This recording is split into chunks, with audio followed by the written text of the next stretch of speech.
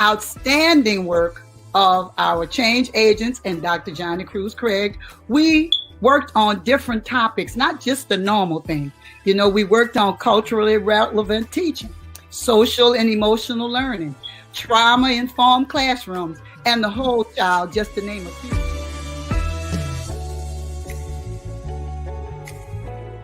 In terms of what you all are doing and what it means to us and what it means to everyone, education is a foundational key. I think it was George Washington Carver that said education is the key to freedom, which is the tie and the link between education and social action.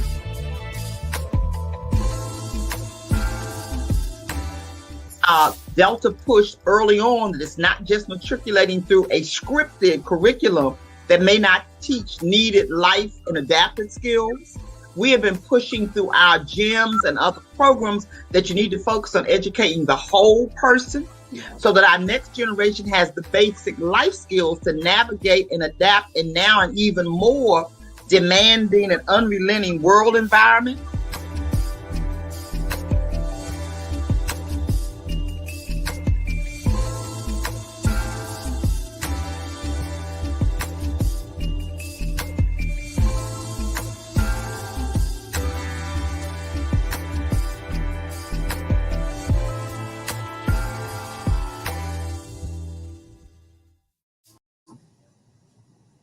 Good evening, and welcome to tonight's event.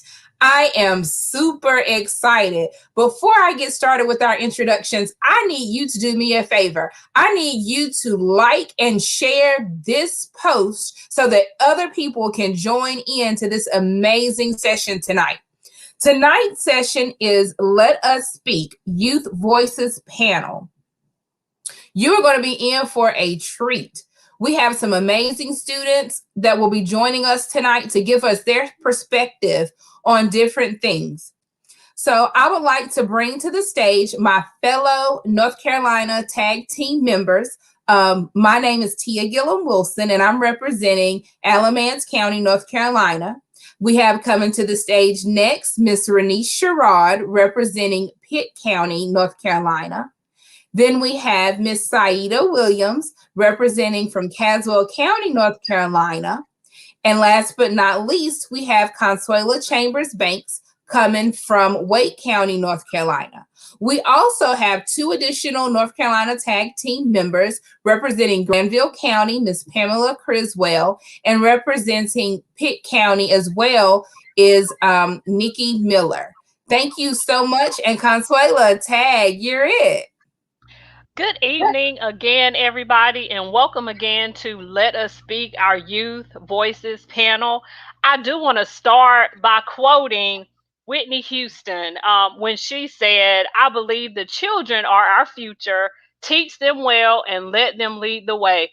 I honestly believe that the panel that we have for you guys tonight has been taught well, and they're definitely preparing themselves to be our leaders for the future. I have the honor tonight to bring our young people to our virtual stage. So instead of me introducing them, we're going to allow you to hear more from them. But before I bring them to the stage, while you are sharing this information so other people can listen, make sure you share it with other youth because we want them to hear this information as well. We want them to participate no matter what social media platform you're viewing this on. Please share your comments in the box. Let us know where you're joining us from. Who are you supporting tonight?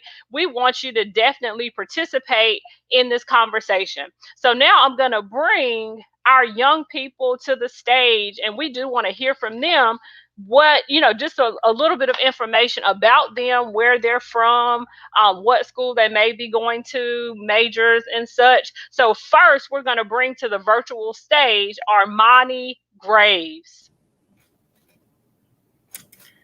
Hey y'all, my name is Armani Graves. I am from Burlington, North Carolina. I am currently a sophomore at North Carolina Central University. I am majoring in elementary education. I am a part of Sisters of the MAC, National Residence Hall Association, and I am a residential assistant. I am also a 2019 graduate of Cummings High School. So everybody join me in welcoming Armani to this virtual stage and let her know how excited we are to have her tonight for this conversation. Next, we have coming to our virtual stage, Savion Heggie. My name is Savion Heggie. I'm from Granville Central High School. I am a freshman, and I currently have all honor classes. And I hope to go to college and have all. I want to plan and go do arts and culinary. That's what I plan to do. Yeah. Great, Savion. Thank you so much for joining us tonight for this panel. Next, we are bringing up Jay McKenzie. Hey, my name is Jay. I'm from Raleigh, North Carolina. I graduated from Millbrook High School in 2020. I'm currently enrolled at UNCP. I am a freshman here, and I also run track for the school. Yes. So I just have to say it. So I have known Jay before he was even known to this world, and I am so excited that he is on this panel tonight. I know that he did not share, but he frequently also participates with the Delta Sigma Theta chapter in that area where he participates with the Embody in Youth youth programs there. So last but not least, I want to invite Micah Speed to our virtual stage. Hi, everyone. I hope everyone's having a great night. My name is Micah Speed, as she said. I go to the illustrious North Carolina Central University. I'm a second-year student. I study both mass communications with a concentration in journalism and political science. I graduated from Wake Forest High School in Wake Forest, North Carolina. I'm currently involved in the university's honors program, the Campus Echo, which is the school newspaper, and Aspiring Eagles. That's it. That's me. So we are overjoyed to also have Micah on this panel tonight, as we are with all of our young people who are on this panel. So for tonight's discussion, we are bringing back the Wheel of Knowledge. We will have a short conversation using the Wheel of Knowledge and some of the topics on there followed by giving our panelists the opportunity to speak freely about any other information that they'd like to share with us. You guys, are y'all ready to start this conversation with our wheel of knowledge? Yes, ma'am. All Extremely ready. right. Yes, let's get it started.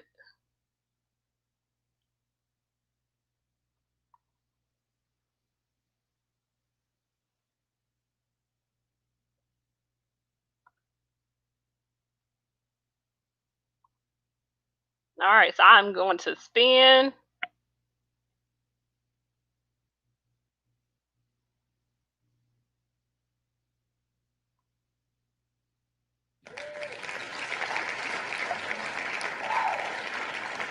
So we're going to start tonight's conversation with information about the Black Lives Matter movement. So I do have a short video that I will be showing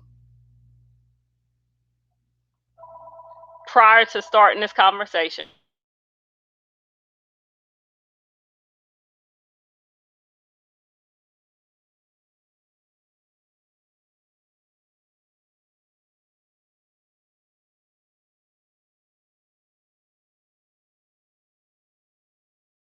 Words.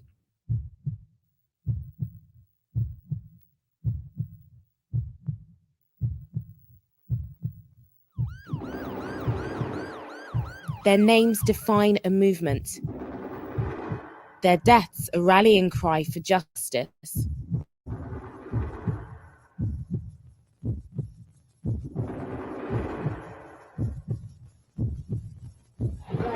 The killing of George Floyd has protesters demanding change, led by Black Lives Matter once again. It's time for us to stand up in George's name and say, get your knee off our necks.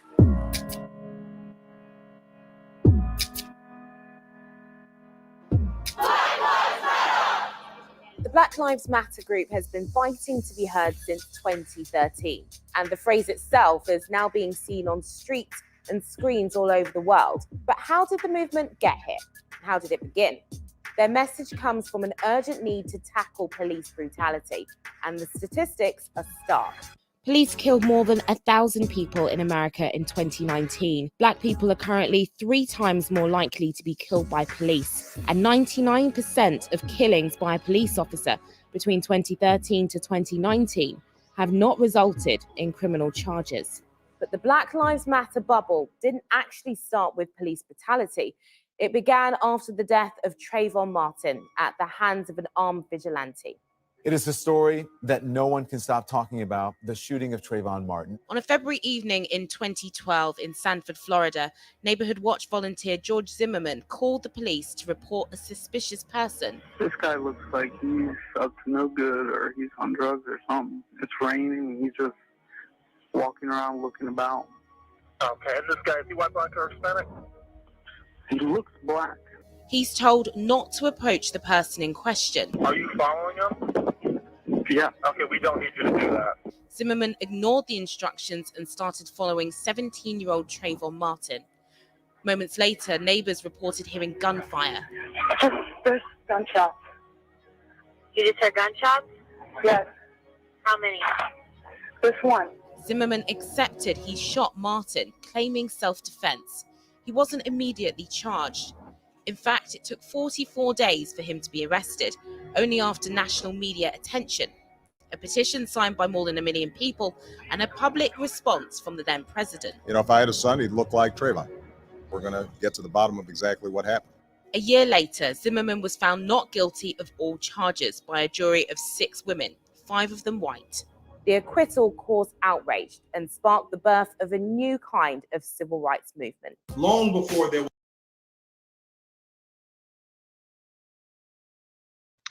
All right, so are y'all ready to let us know what you feel about the Black Lives Matter movement?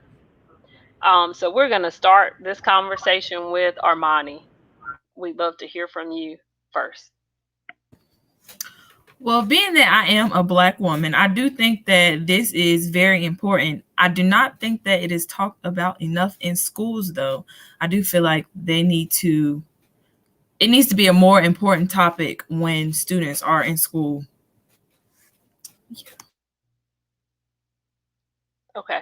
So, Savion, what do you think? I feel as a Black man, like a lot of us are looked at differently, and that like going into a grocery store, people will follow us just because they feel like, or the color of our skin, that we'll get steal or try to rob somebody. Like Black people, we're the same as everybody else, and we should all be treated the same. Okay. Jay? The Black Lives Matter movement, to me, I feel like it's kind of like the modern day civil rights movement. There's a lot of similarities and differences between the two, but the commonality is that we need justice for African Americans. And I feel like the Black Lives Matter movement is extremely important because it's like what we live in today, and people need to know the problem at hand. Okay. And Micah? As a self-proclaimed militant Black man, I definitely feel the Black Lives Matter movement is not only a necessary action in the community in which we live. I feel like Black students should be taught by Black people to be learned about Black issues. I feel like we're on the cusp of something that the civil rights movement, in my opinion, just missed by a little. I feel like there was just a push that wasn't pushed hard enough. So I feel like with the Black Lives Matter movement arising and becoming stronger, I feel like our generation will take it to the next level. So I do have a follow-up question. So I actually have two follow-up questions regarding the Black Lives Matter movement based on the statements that you two have made. So Armani, you said that it's not talked about enough at school. Like, I guess is not brought to the forefront enough. Can you please elaborate on that? Or what are some of your suggestions that you like to see? Like, what do you think should happen? So as Michael said, or was it Jay? Someone said it's like the new age civil rights movement. And I feel like we learn about a lot of white history. So Black history is not taught enough already. So being that Black history is not taught, it's like they're skipping over Black Lives Matter. And I feel like that's important for everybody to know about in schools, outside of schools, everywhere. So I believe that it does start in the classroom, in a history classroom. Okay. And then, so Michael, what would your suggestions be moving forward? Like what do you think should happen? So you talked about it should be taught by our, people who look like us. So we're learning about the Black Lives Matter movement. Of course, it should be people of color. Can you please elaborate on that? Well, first, I would like to say that Black history is American history. It should be not taught as the way things are taught in schools is slavery, emancipation, racist free world. That's really how it's taught. It's kind of glossed over, but they don't talk about, the torture that Black people went through. Not only the torture, but it was so ingrained in our actions that it literally changed how Black people raised themselves, how our DNA formulated. So it should be taught from that standpoint. And sometimes you need to talk about the ugly. You need to be honest that, it was not only ugly, it was torturous. Like, it changed how men looked at themselves, how women looked at men, how men looked at women, Black men. It changed the Black culture. Like, we don't even have ties to Africanism. We don't have ties to even real history past our great grandmothers, if we're being frank. So that needs to be taught. It needs to be taught that slavery not only was a bad thing that happened to some people, slavery was an institution that systemically slaughtered a group of people and attempted to destabilize another. So another follow-up question, and then of course I'm gonna get off of this get off of it. So you mentioned the systematic racism and how slavery impacted a lot of that. Do you think that that also impacts the reasons why people don't really talk about the Black Lives Matter movement, or why some people shy away from it? Why in schools, of course, it is not discussed? Like, do you feel like it impacts that as well? I feel like because the American government hasn't came out and said the truth about slavery and the ugliness and the sadism of it, that it's hard to talk about it in schools, and especially when they're a lot of our teachers are, of European descent. So how can we talk about it if we're not honest about it at the top? The head of the snake feeds the rest of the body. The American government is the head of the snake of the American education system. Okay. All right. So I'm going to move on, but I will have some more questions during the question and answer segment of this for you all. All right. So let's go back to the wheel of knowledge and people who are viewing. I don't know if panelists, if y'all can see all of the comments that are coming through, but people are really impressed with some of the knowledge that you are sharing. Hopefully you're able to see that.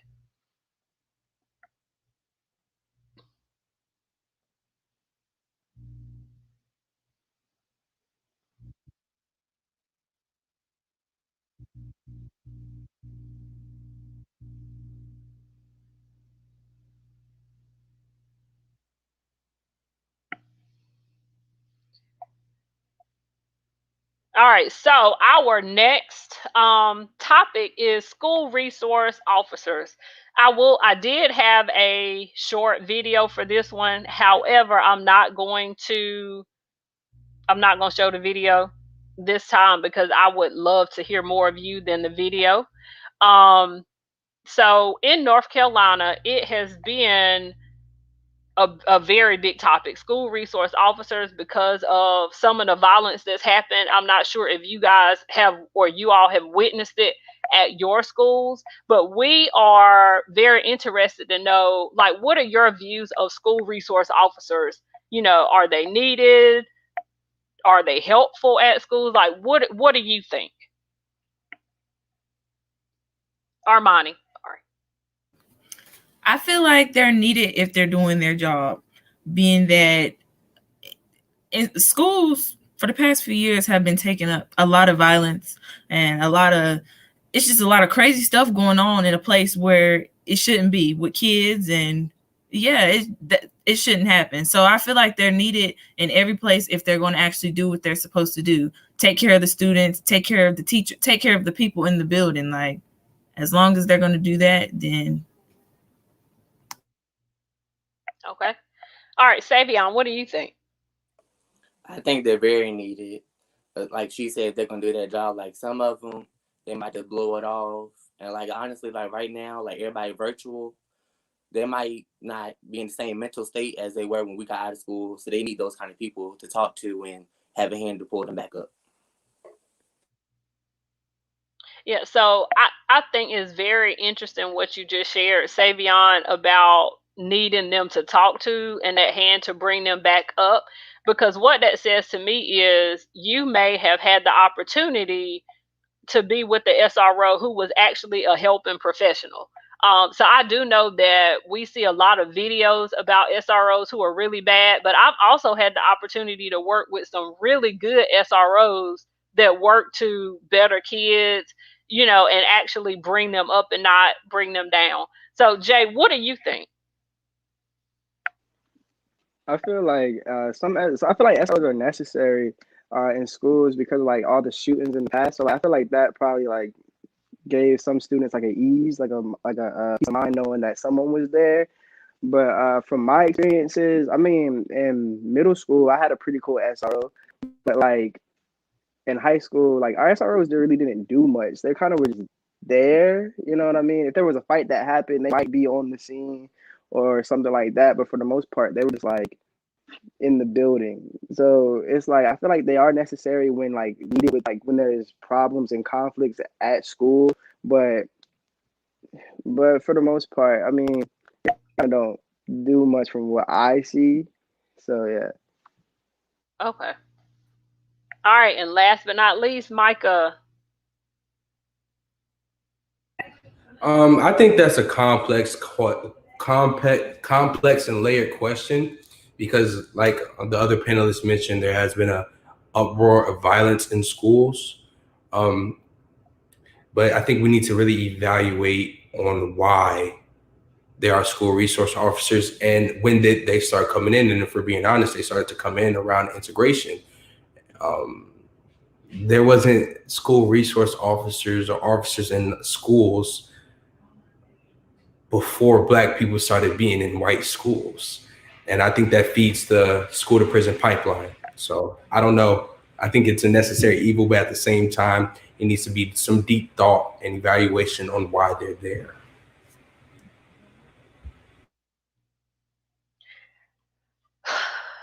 Yeah, I totally agree. And look, maybe school to prison pipeline will come up when we spin the wheel, and then we can hear more about it because I do want to make sure that we actually get to some other topics. But I mean, you're right, because when we talk about the bad SROs, is usually because of violence that is towards students of color. So I definitely agree with you, Micah. All right, let's spin it again.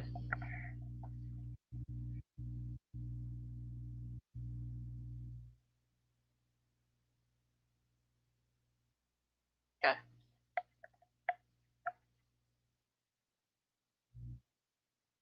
All right, so our next topic is advanced classes and advanced coursework. So just a lot of times, and I'm not sure if you guys are aware of this, some people, their access to advanced coursework in high school is determined based on their sixth grade placements. And a lot of times there's not always somebody looking at it to boost those kids to the next level. So some kids sometimes get stuck based on that information. So from your experience, like did you and Savion, do you have access to advanced classes in high school? Like, were you in a school that offered those variety of AP courses? Because we know that also supports you going to college. Because one comment pre-show that I heard, and I want to bring back now, Michael talked about, so he shared with you all in his introduction that he was a sophomore, but that he's a junior by credits, which means that there was some type of opportunity there. And I'm going to we're going to start with Savion this time, talking about the access for advanced classes and advanced coursework. Yeah, we all have access to it, but like, especially like again with the pandemic and stuff, things like advanced classes, it's harder for us to work on due to like we can't sit there and right in front of the teacher and be like, I need help with this, I need help with that, or I don't need help with that. But yeah, so that's what I have on it. Okay. So, okay. But it sounds like the pandemic and virtual learning, which may come up later, is impacting your access to those advanced classes. Even though you may have been recommended for them, you may be in there, but being able to get the material, it seems to be impacted by that. All right, Jay. And then we do have another question down there. I don't know if y'all can see it, which I'll read it in a minute, but I'm sorry. I feel like certain, like my high school was IB school, so we had resources to IB learning and AP learning and honors. And I feel like not all schools get the same opportunities for higher learning, because I mean our school is a 4A school. Well, my old school is a 4A school. If I went to like a 1A or 2A school, they wouldn't have the same resources because of money that school is able to get and afford for other books and all that other stuff. And also like the teaching ability of the teachers, because I know that some places aren't always the same. So I feel like not all opportunities are given, not all the same opportunities are given to each school when it comes to advanced coursework. Okay. All right, Amani.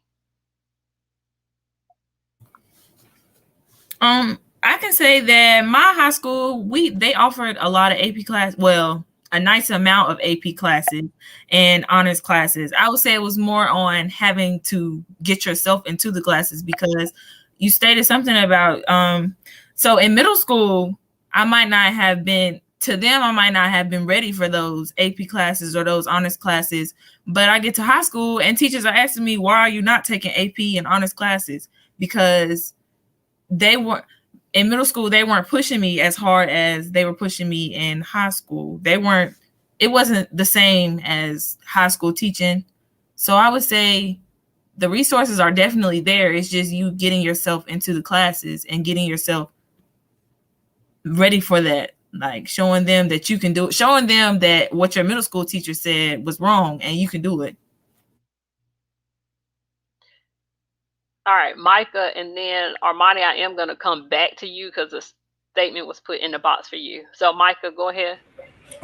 Personally, I'm glad that you mentioned the sophomore but junior by credits. I actually got none of those credits from high school. Those extra credits that put me over the cusp.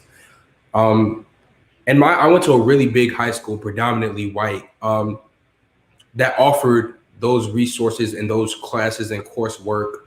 But the only teachers that actually gave me a time of day and treated me like I was an intellect was the teachers who were Black or teachers who were obviously tolerable.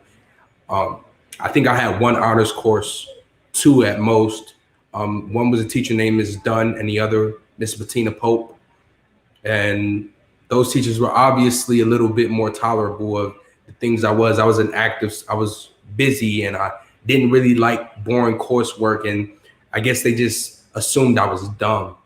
So I don't think me personally, I may be biased. I don't think they're super necessary because I'm in college just like everybody else.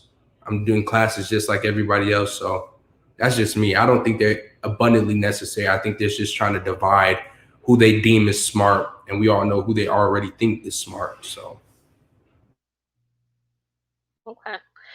So Armani, the statement that was put in the box for you, and then anybody else can talk about it as well. You made a statement about getting yourself into those honors classes, and of course, it's another question down here about did you know about honors and AP classes when you enrolled, and then were you selected to go into those classes? So can you talk more about getting yourself into those classes, and then for if any of you took like honors and AP classes, which Micah did speak on it, did somebody recommend you? Did you get yourself into it like Armani, or how did that work out? So basically by getting myself into them, I mean so in 8th grade, they recommend you to go to a certain level in 9th grade. And some of those levels in 8th grade, I knew that I was better than that. So I had to, my sophomore year, I had to figure out how I could make sure my whole schedule was honors, because I knew that I was an honor student. I wasn't here for like regular classes. That just wasn't for me. And did I know about AP classes and honor classes? There were some teachers who talked about certain subjects, and then there were other teachers who were just like, you just need to stick to regular or whatever. And was I selected to enroll into those classes? Yes, the teachers in high school, they give you recommendations on which classes you should take. And yeah.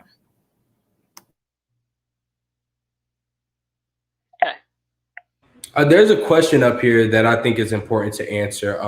By Miss Pamela Toller Criswell. Says, what advice would you give to a youth who do not have an opportunity to take advanced courses? It's the simplest thing anybody can do. It's the best decision any Black student can make. Go to an HBCU. That's it. Another way to answer that question, I would say that the lower funded schools need to be paid attention to more, because those could be students who want to do it, but they don't have the resources to do it. So someone has to believe in those kids and be willing to fund them so they can take advanced classes like some of these other students at different schools.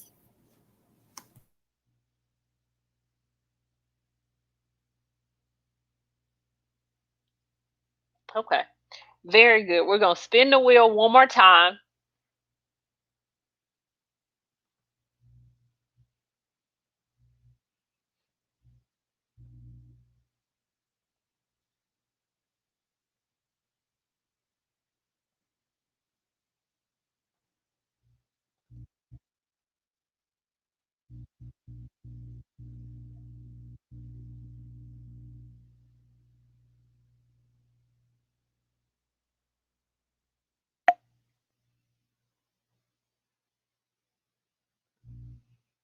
All right, so our last topic is students with disabilities. So I feel like this topic is really loaded, is really passionate for me.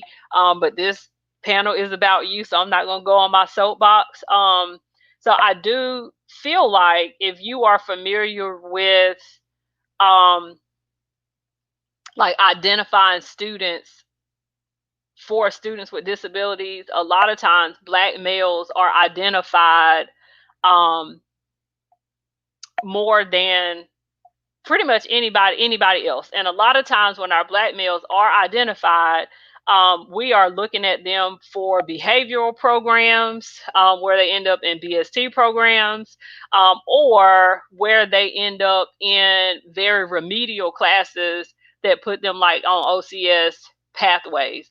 I'm just interested to know or hear what your perspective is.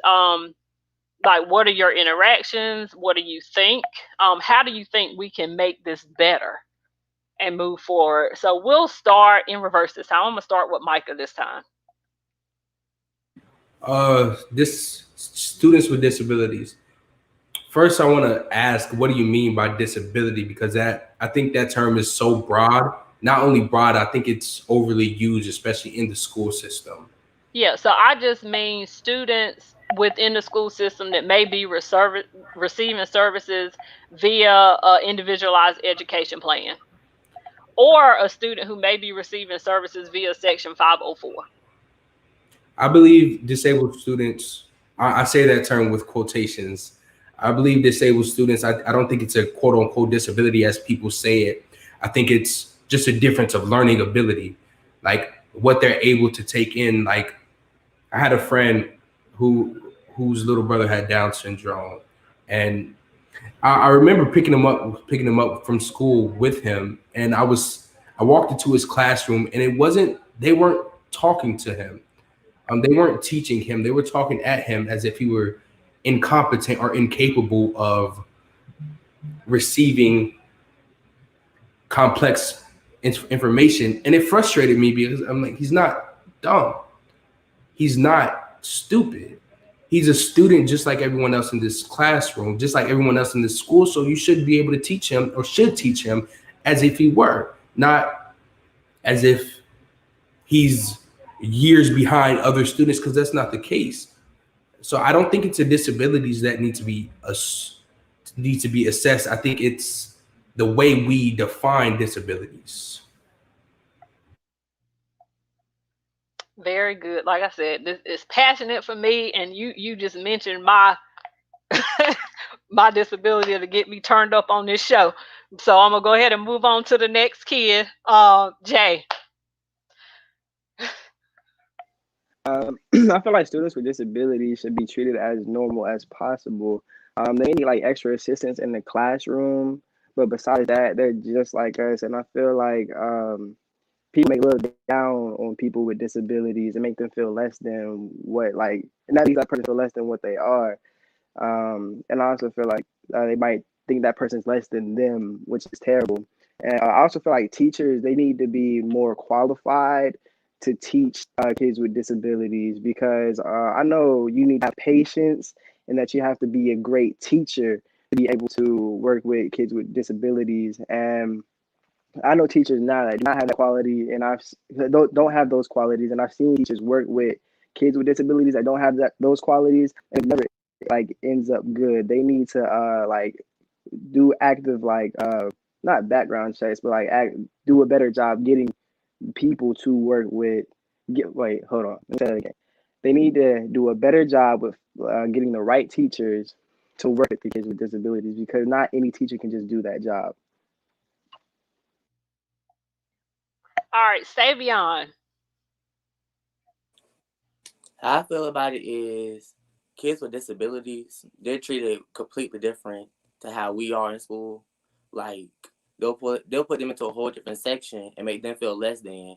Because I have had experiences to where I have had to go sit with a friend that has had a disability, as you would call it, just because they had been crying because the teacher alone has made them feel like they're less than everybody else in that class. And they're just like everybody else. They learn the same way, and they're just like everybody else. And when they walk through them doors, just like we are, they're getting labeled as dumber or less unfortunate as we are. And that's how I feel about it. All right, Armani. What are your thoughts, babe? I definitely agree with everything they are saying. They should not be treated any different than anybody else who walks through the door. There's really no difference at all. And I really want to applaud my high school because everybody was treated the same. Basically, I was a part of Dream Team, and every student that was labeled disabled was treated just like a regular student. And I really applaud them for that. They made them feel like they were more students walking, more high school students walking through the building, and I really applaud that. Before we move on, there's a question by Miss Pamela Taller Criswell that I would like to address. I can't see it. It is, what are your thoughts about Black female teachers being assigned the quote unquote problem students because their perception they're the only ones that can handle it? First, because Black women are amazing, but secondly, I feel that I don't like the image that we portray of Black teachers and Black women, especially like, oh, they're so strong. I mean, like Black women are human just like we are.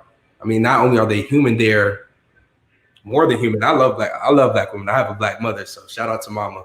But I definitely think we need to assess that a little bit more. I think I would love to hear the other panelists talk about that because, you know, there are some teachers, I think Black women especially are a little bit more tolerable than every other group of people. So they have a little bit more suave, but I definitely would like to hear the other panelists because I know they have some great things to say about that. All right, so who wants to speak next to this then? I'll speak. Like, I feel like that's not the most negative thing to say because like Black women are very understanding. They are some of the most strongest people on the planet, in my opinion. So I feel like they can take that task with a level of seriousness and understanding and make it and they'll make it look easy. Don't get me wrong, but like they can take that and actually like do what needed to be done because they know what they have to do. They know the job at hand. They can actually do it, opposed to other teachers who might not be strong enough to do it or understanding.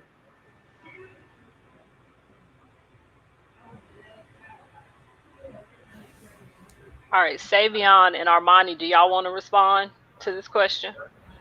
Well, being that I am a future Black educator, I'm not saying that this is the best thing to hear, but it's really not that bad because I like that people can think that, okay, they're going to step into my classroom and I'm going to make sure everything is handled. I'm going to make sure everything is good because I'm strong and I can do that. Like I would definitely, it's not a bad thing to me. All right, Savion. I'll say from my experience back then, one of my first Black teachers, she was one of the most helpful and one of the best teachers I ever had because she would sit down with you. And I remember one time she said, I know how it is coming to the school and being looked at and having to learn different just because you're Black. And she said that I'm going to help you. That just helped me a lot. I have one more thing to piggyback about that. I think I'm sorry, but I think it's frustrating. Okay.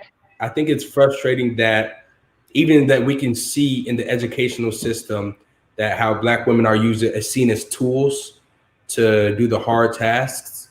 Because I guess students with disabilities are hard, but for them to be shoved on Black teachers, especially Black women teachers, and I've seen that as well.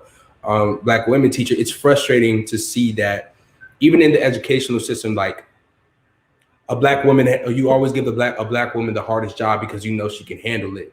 I think that's, I mean, it's obvious that it's true, but it is quite frustrating and ignorant to continuously assume these things about black women. But it's the truth, but it's still frustrating. I wanted to say one more thing on this topic. Okay.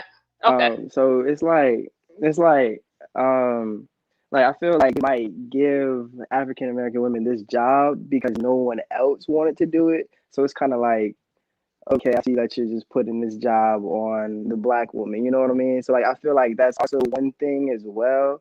Well, that's a negative that comes from that. But it's basically what Michael was saying. But that's how that's the only negative I can really find about it because no one else get that job, so they just give it to the African American woman.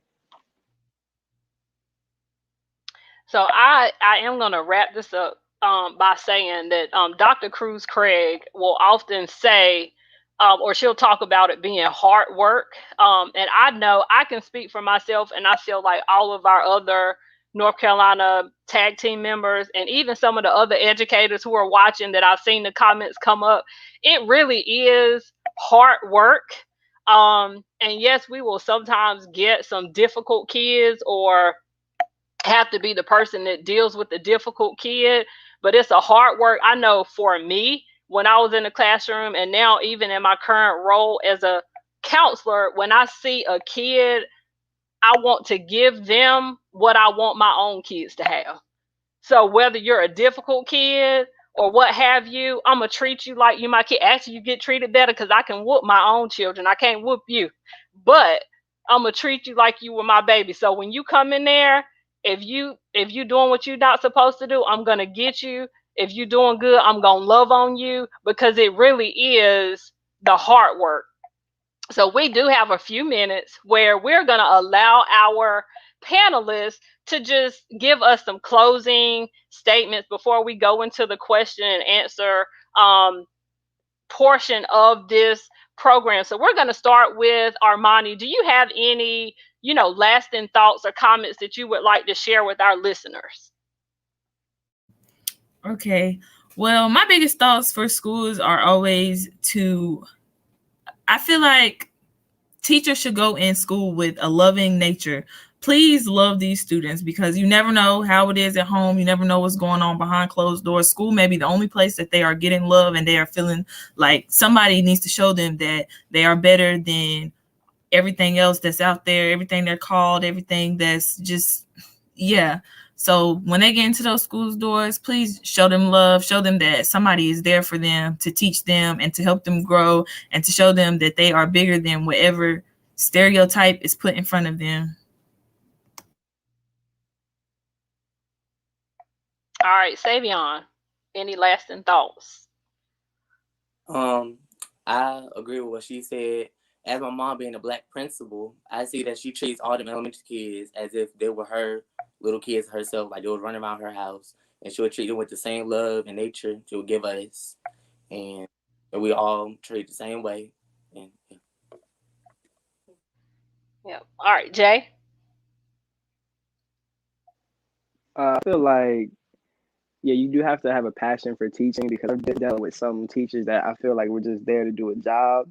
They really didn't care too much about students. They were just there to serve them grades and serve that work and you get it done. And also, I feel like school needs like kind of needs like a better overall picture of what the future is going to be like for a person because they kind of like school, in my opinion, it kind of forces everyone to kind of go the same way and same route when that's not kind of what everyone's going to do. Because I'm talking from personal experience because everybody told me this is going to be this, that. I need school for this, school for that. But then my future profession, it doesn't really need all of that. You know what I mean? But then also, I feel like schools like need to prepare you better for like college as well because a lot of things that people were saying or teachers were saying in middle school and high school is like it's not going to be like that in college. It's not going to be like this in college.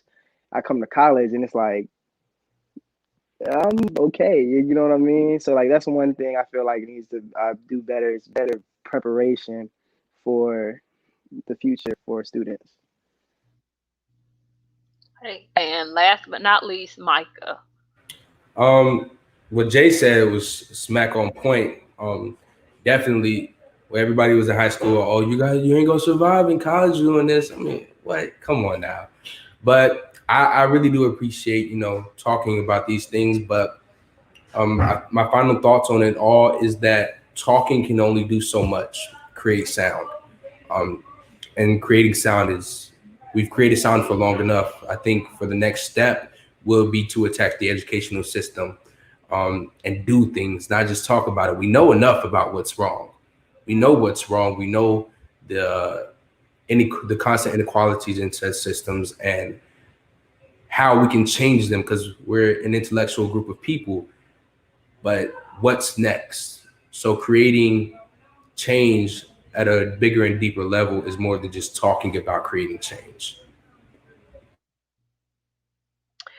Awesome, awesome, awesome. I have thoroughly enjoyed my time with you all this evening. We are going to transition to the question and answer portion. So I'm going to bring up Saida because she's going to facilitate that. Um, and she has some questions for you, so you get to spread some more knowledge for everybody. Saida, come on up. Hello, hello, hello. We have thoroughly enjoyed ourselves in the background. You all have pulled on our heartstrings immensely. So, round of applause for that one. Before we go ahead and continue, I want to make sure if anybody who is interested in joining not only our showcase, but as well as our program, please text join tag at 51555. If you are really interested in this program right now, please share it with your friends. It was so much insight. One of the questions I put in our behind chat, our private chat box, but I definitely wanted to make sure you all saw it and understood it. So one of those questions is, what impact does virtual learning have on students of color? Did you yourself notice any difference as it related to virtual learning and or the coronavirus? So think about that as a student of color and higher secondary as well as higher education. Were there any type of inequities? Did you notice anything that was different, offset, when we had to quickly switch to remote learning or virtual learning? And I'm going to start it off this time with Jay. So Jay, would you like to address that question? So for me personally, I didn't really like the second half when like the second semester when coronavirus hit, I didn't have to do any virtual learning because I was already ahead in most of my classes. So they were just like, you're good. So I can't speak on that from experience, but I can speak on virtual learning as a whole. Because to me, I feel like virtual learning is kind of iffy. I don't think that like teachers have to have a Zoom call at 7 a.m. or 8 a.m. in the morning from like to talk to kids at home, because like they're at home, you know what I mean? I know that they do it to have a sense of normalcy throughout the pandemic because it is a pandemic. But I feel like it's not necessary because I'm in college right now and I use Canvas. I don't know Wake County uses Canvas. So I have like I think 4 classes online and then like 2 hybrid. So hybrid, you just go in some days and then the rest of it is online. And they don't do any lectures. It's literally they post assignment, you do the assignment, turn it in. So I feel like that'll take a workload off of teachers and students if you just post the work. You know what I mean? Because I would hate to wake up at 7 a.m. in my own home just to sit behind a computer screen. And I also know that they sometimes do like school rules still on the computer, because like I know I couldn't like if I wear a tank top to school, I'll get dress coded. If I wear a tank top at home and I'm behind the computer screen and someone dress codes me, I'm feeling type of way. I'm not gonna lie. I'm like I'm at home. I'm at I'm in like the comfortability, if that's a word, of my own home. And then on top of that, I feel like kids who don't, and I think doing like assignments on campus will also make it easier for kids who don't have internet access at home. Because if you don't have internet access, you have to go to the library or go somewhere that has internet access. But then that also puts you in harm's way of having COVID-19 because you have to leave the house to get that internet connection. And I feel, and seeing professional experience, having COVID is not fun. It is not fun at all. So putting kids in the harm's way, dangers, having them go out to go stay online for like 3 hours or so. I don't know how long, but to stay behind the screen for a long amount of time outside of home to do an assignment is kind of extreme to me, because I feel like if you sit there, get an assignment, do this assignment, and then go have the rest of your day, it's a workload taken off of students and teachers. Wonderful, wonderful. Savion, I would love to hear from you. I'll say from experience, like virtual learning is probably one of the hardest things for me, because I'm used to being right in front of my teacher, having her guide me through everything. But now that we're on class, it's like I had to wake up at 8:30, and I don't get off of Zoom until like almost 4. And we had to sit there and stare at the screen. That's one thing, like I said earlier, mental health, that's one thing that's messed with your head. Like looking at a computer screen all day, having to do schoolwork and do a Zoom class with your teacher, it's not the funnest at all. And it's not easy. And like, yeah. Okay, wonderful. Micah, and I would love to hear from you. Personally, I didn't notice a difference between students of color.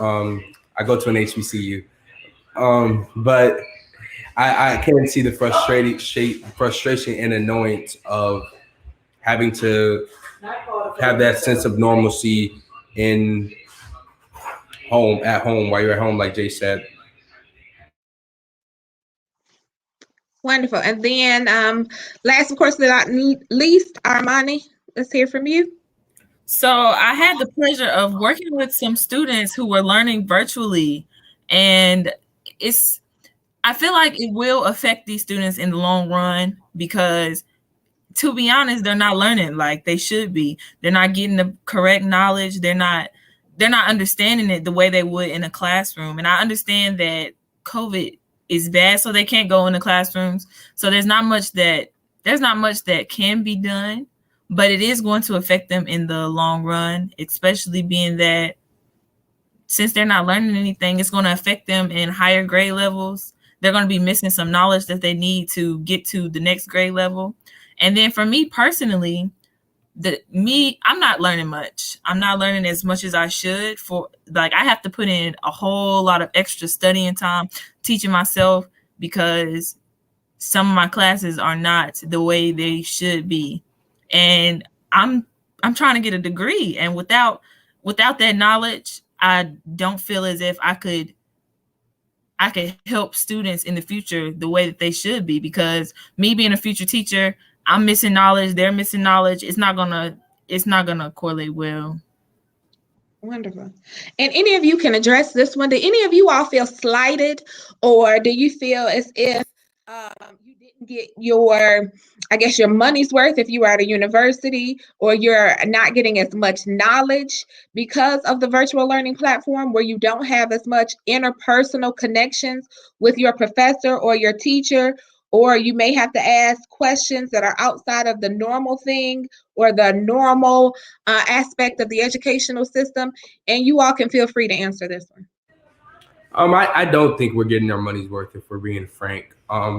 I do have a strong belief that higher learning is essential, especially for Black students, but I don't think we're getting our money's worth as far as paying for this education and it being online. I think Armani can speak to that, and so can Jay as well.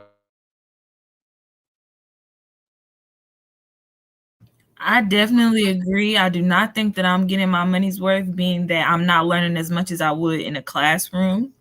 Being that my tuition is as high as it is, I feel like some of my professors could push more. I understand the circumstances, but they're getting paid for me to learn, for me to be able to get a degree. So they shouldn't slight me on information because times are hard. It's hard for everybody. I'm tired of looking at a screen. I know they're tired of teaching through a screen, but at the end of the day, we have a goal. We have an agenda. We have things to do. So you got to let it go that it's hard and do what's needed to be done. I feel like with my school, I think my school is actually kind of relatively it's not normal. It's most definitely not normal, but things are open to a certain extent. So for me, I feel like I'm getting as close as possible to a regular college experience. I mean, that's partially due to our chancellor because he was a Trump supporter, so it's kind of like, you know what I mean? So he's kind of like, yeah, schools are going to be open to prove a point. So with me being here, I feel like I kind of am, but then also not getting my money's worth due to just the learning part. Like I wake up, go to class, and I don't really pick up most of the information that I learned from in class. Because they'll just say, oh yeah, if you didn't get this, just go to campus and watch the video. And so I'm just learning behind the computer screen, just living on campus. So going to class is really not even like that necessary, I feel like. But like just doing it online, not really getting the money's worth from that. But experience wise, like the college experience, I feel like partially, and plus also on the athletic side, I kind of have to be here. So it's like I wanted to go home.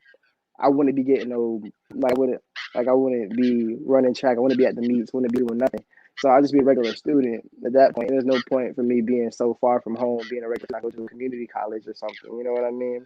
So I feel like I am, but I'm not getting money's worth. I feel like I'm in the both a little bit. Wonderful. And Savion, if you want to address that, you can. Well, I feel like the teachers just throwing the work in our face. They're not even really doing their job, honestly. It's like, do your work or don't, and they don't really care if you make it to the next grade or not. Like, they'll remind you all the time, do your work, and you're not going to the next grade level, but they're not there trying to help you. So what advice would you give? What advice would you give fellow educators? And one of the reasons why I say that is because we have so many on the line. So what advice would you give? I would say if you see that your students are struggling, you should sit there and you should try to help them. Even if they don't ask you for help and you see that they're struggling, you should say, oh, I need to talk to you at the Zoom. And that you should try to help them, even if they don't ask you. Wonderful. Thank you. We do have another question, but I want to let our audience know, please, please, please, this is a wonderful opportunity. You are speaking with some of the most intellectual young people I have ever met, and I'm having such a good time just getting to know them better. Please, please, please go ahead and address any type of questions or concerns you would love to hear from them. So another question was, how do we move forward? Pretty much, how do we enlighten your peers to become as knowledgeable or as enlightened about these specific topics and concerns? How can we bridge some of that passion that you all have to be able for it to transcend to your peers or your other community? I think that's a great question. And personally, I feel that being able to hold our peers accountable to what they say, what they do, and how they act when no one's watching, because they do things in front of us that they wouldn't do in front of others. I think a level of accountability needs to be held from peers to the next. And I think with teaching them or enlightening, I don't think teaching is the right word, enlightening them, just sit down and talk, have these conversations, have conversations that are deeper than two-dimensional. Wonderful, wonderful. And because we are in a Q&A session, I'm allowing you all to freely speak, or I'll move on to the next question. So I'm giving the floor up to anybody else who wants to address this question. I feel like some things like you would not know if you weren't in like the certain loop of information. You know what I mean? Because like I know my mom, she was a transition counselor, so she talked about the school to prison pipeline multiple times. So if she wasn't my mom or a transition counselor, I would not know what that was. And so I feel like there needs to be some sort of person. Maybe I know school's not going to teach it, so maybe some like other like not learning facility, but like maybe some other way to get the type of information given to everybody else to make the conscious decision that we need to change and do better sometimes. You know what I mean? Wonderful, wonderful. Do any of you all want to address it? Armani, Savion, did you want to address this question? All I can say is definitely have those talks. The conversation is needed, and yeah. Okay, wonderful. Wonderful. So I hope all of our audience had a good experience about addressing any type of question or concerns. You all did a phenomenal job just providing any type of clarity. We're getting ready to transition to our last words. Are there any last moments of jewel, clarity, thanks, or anything you all would like to provide at this time as we are addressing our question and answer? Take your student, take your young children, and send them to a HBCU.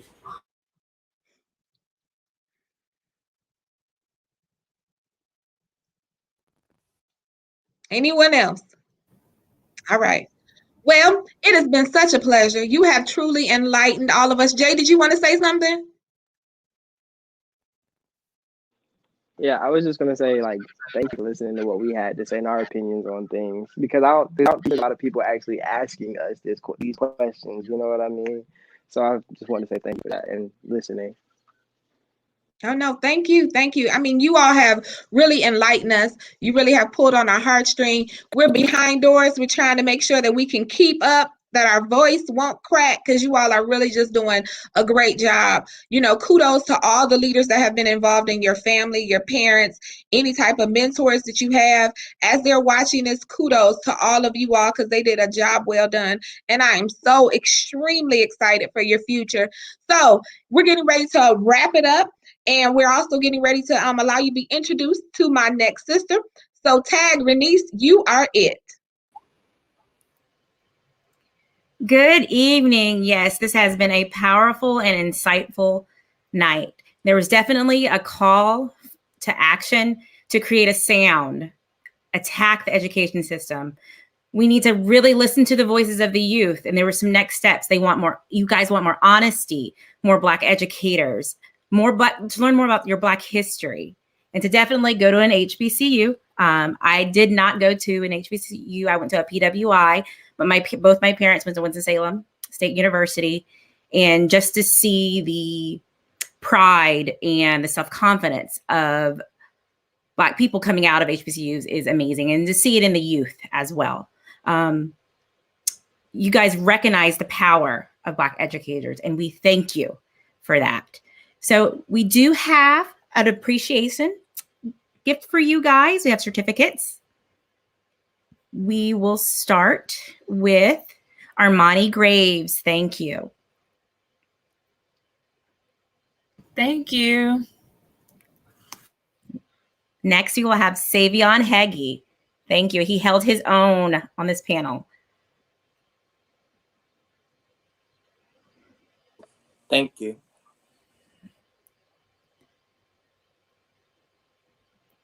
Jay McKenzie, thank you for all of your words tonight. Thank you. And last but not least, Micah Speed, thank you. And we can't wait to hear where you are in the future and to continue to hear your voice. Thank you all for having me. I appreciate you guys deeply. Thank you. And with that, again, to hear more and to join the advocacy work, text join TAG to 51555, and please come to attend our upcoming events. In March 25th, we have the Leadership Mindset featuring Principal Kafele. Also in April, on April 17th, we have the DTEC-TAG Education Conference. Thank you, thank you, thank you again. Also, please continue to connect. Fill out the survey that's across the Survey Monkey across the bottom. You can also contact us on Facebook on the NC-TAG page, as well as Twitter at NC-TAG2. I would like to call my TAG sisters back to the stage to say thank you and good night.